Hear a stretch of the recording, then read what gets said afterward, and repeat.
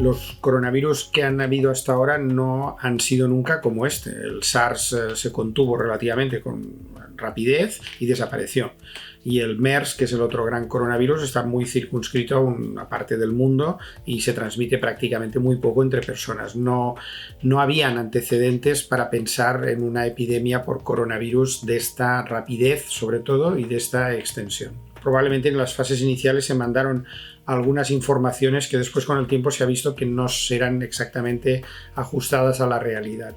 La primera de ellas es que el virus no se transmitía fácilmente en los periodos asintomáticos y que no habían de hecho casos asintomáticos. Ahora sabemos que estos casos que no tienen síntomas y que pueden transmitir el virus son muchos, probablemente un 25 o incluso más %. Esto significa que hay gente que se te escapa totalmente de la detección. Entonces, la idea original era: esto pasa en China, esto es un problema importante, ustedes, naciones del mundo, intenten ver a viajeros que vengan de China y luego van ampliando 2 o 3 países más de la zona, detéctenlos, háganles pruebas solo a estos, aíslenlos y así intentarán controlar la importación de casos. Esto se hizo así, estos son recomendaciones de la Organización Mundial de la Salud, etcétera, etcétera. Se intentó hacer así y, por decirlo de alguna manera, detectamos unos cuantos casos, pero hoy sabemos que esto era la punta del iceberg, que habían muchos más casos y mucha más transmisión de la que pensábamos,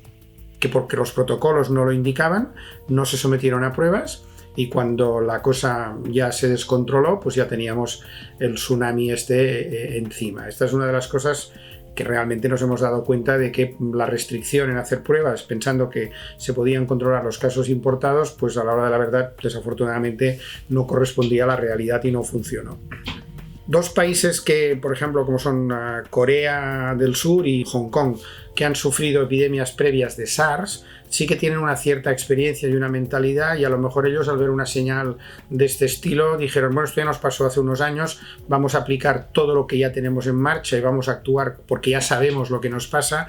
Yo creo que ninguno de los países de Europa podía pensar: aquí vamos a tener una epidemia de esta magnitud y vamos a tener aquí todo preparado, reservas de todo. La verdad es que todos han tenido diferentes tipos de problemas, algunos los han resuelto mejor de una manera, otros de otra, pero en general nadie, creo yo, honradamente, ningún país europeo, ni por supuesto Estados Unidos o Canadá, que también está teniendo, por ejemplo, problemas ahora, tenía el botón nuclear de amenaza, pum, apretar y todo el mundo protegido, y aquí no pasa nada. Esto no ha sucedido.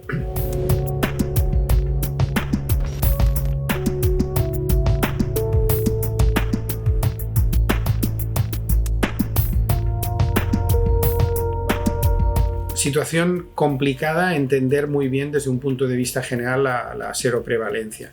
Los primeros datos no eran datos, eran modelos matemáticos que, teniendo en cuenta el número de casos que se confirmaban, hicieron una primera estimación que situaba la prevalencia en España más alta.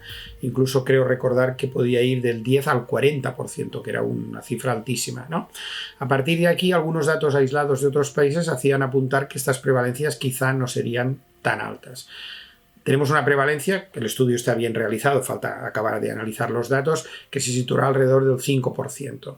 Esto es muy poco, pero de nuevo hay que mirar un poco cómo ha ido esta epidemia en el conjunto del Estado español. Hay zonas como Madrid, Castilla-León y alguna más que tienen prevalencias del 10%. Aquí han sido zonas más castigadas. Barcelona, a pesar de que también fue castigada, llega al 7%, si no recuerdo mal.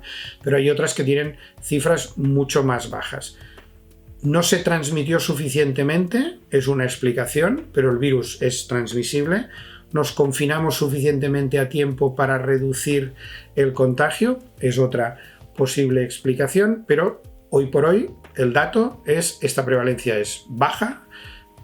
Muy bien, porque han evitado ustedes casos y muertes, lo tienen mal de cara a llegar cerca de inmunidades que nos puedan proteger al conjunto. Por lo tanto, mensaje: el virus está aquí, no estamos inmunizados, la parte de la población que lo ha sufrido es relativamente pequeña y por lo tanto, si el virus se mantiene entre nosotros, tenemos riesgo y habrá que ir con mucho cuidado en las fases de desescalado.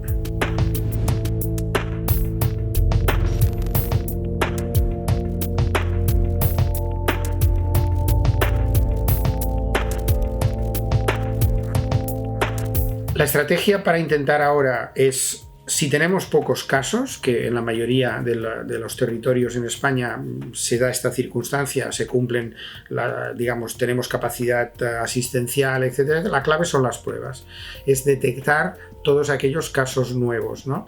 Con esta baja seroprevalencia, si el virus sigue circulando y nos liberamos, para entendernos, es posible que aumente el número de casos y hacer el seguimiento de los casos es difícil. Hacer el seguimiento de pocos casos es posible, hacer el seguimiento de muchos casos es imposible. Con lo cual hemos de intentar mantener este equilibrio de que no nos aparezcan muchos casos y que los detectemos.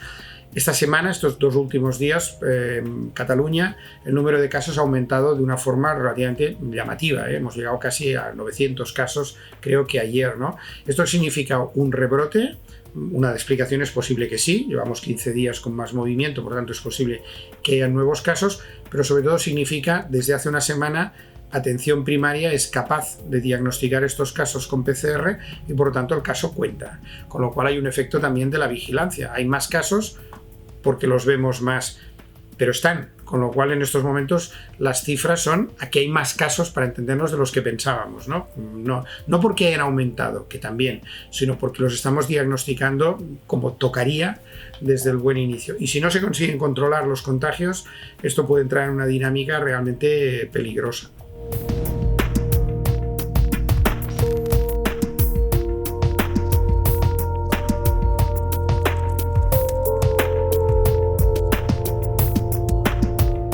Las aplicaciones o apps que intentan ayudar al rastreo tienen cierta lógica y cierto sentido, pero yo diría que hay 2 cosas que hay que tener muy claras, o 3 fundamentalmente. Una, nunca sustituyen el rastreo de los epidemiólogos o de los técnicos o de lo que sea. Al final siempre hay alguien que tiene que decidir si tú has realmente estado en contacto conmigo, cuánto tiempo o qué estabas haciendo. Y al final te dice, pues sabe que usted se queda fuera o sabe que usted se aísla, ¿no? Esto es importante, o sea, no pueden llegar a sustituirlo.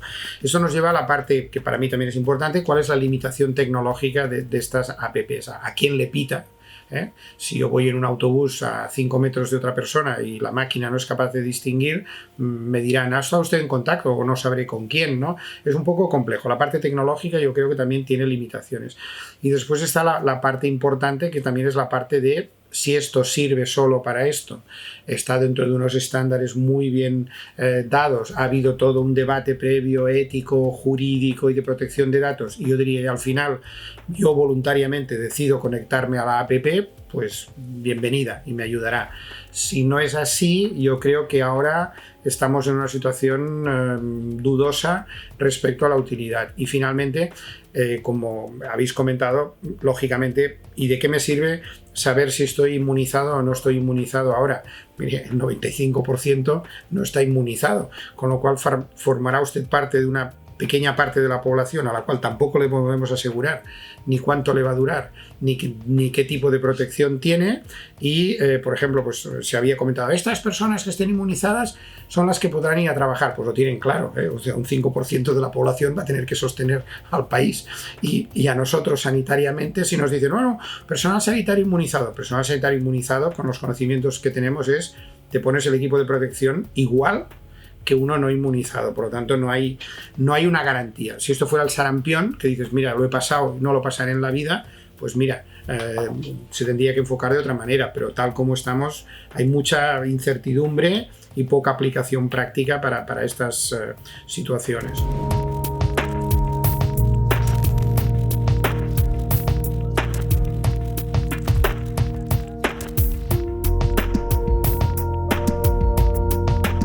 El tema de la seguridad en el desarrollo de nuevos fármacos y sobre todo de nuevas vacunas es capital, ya que hay muchos temas éticos que también son muy importantes hacer encajar. Yo diría que hay 2 cosas. Por una parte, la competencia es buena, pero tiene que ser una competencia relativamente ordenada. Esto es como una carrera de caballos en el cual dices, en general, ¿cuántos llegarán al final? Llegarán 10 de cada 100 de entrada, pero tienen que empezar 100 para que lleguen 10, con lo cual de entrada muchos laboratorios empezarán a hacer cosas y en algún momento, no sé cuándo, alguien tendrá que decir, estos son los 3 candidatos mejores que tenemos.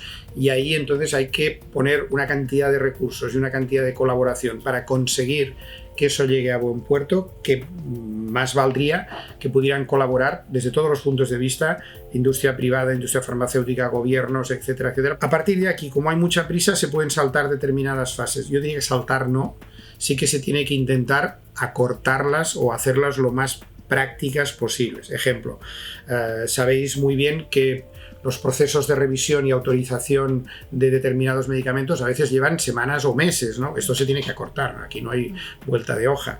La prueba en voluntarios pues se puede hacer con más voluntarios un poco más deprisa, no demasiado. ¿Podemos saltarnos alguna de las fases de seguridad? En general, no. Yo diría que no. No podemos poner en el mercado una vacuna que no tenga las garantías de seguridad necesarias. Si su eficacia es mayor o menor, pues es lo que nos encontraremos, esto pasa así, pero tendría que ser una situación de tal alarma general para poder hacer, como por ejemplo, yo que sé, una epidemia de ébola, que dices, bueno, estamos ensayando la vacuna en la zona epidémica porque es que el que pilla esto tiene una mortalidad del 70%. Esto no es así, con lo cual yo creo que tendríamos que ser muy prudentes y sobre todo en el tema de la vacuna garantizar que como mínimo es segura.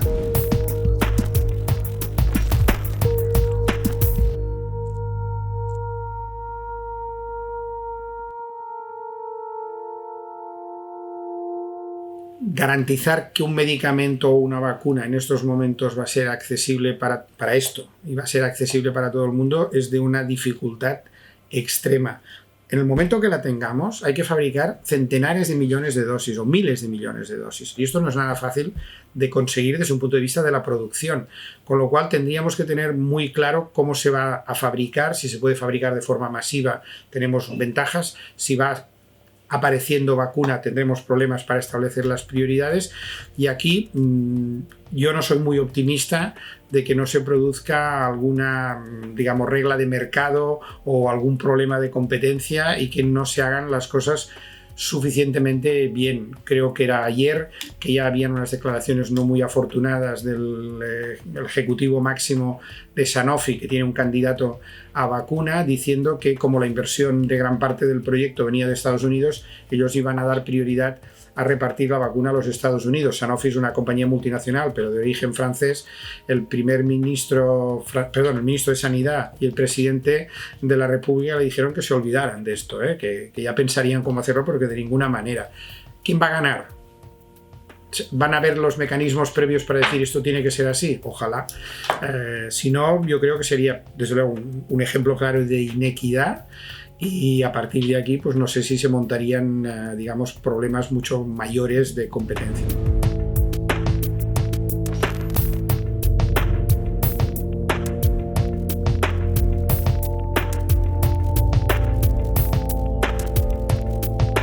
Esta situación supone una serie de novedades y una serie de cuestionamientos de cosas que hacemos de forma natural o que teníamos muy interiorizadas cada día. Entre ellas, para mí, uno de los puntos fundamentales han sido la enorme variedad y profundidad de dilemas éticos que han surgido y que están surgiendo.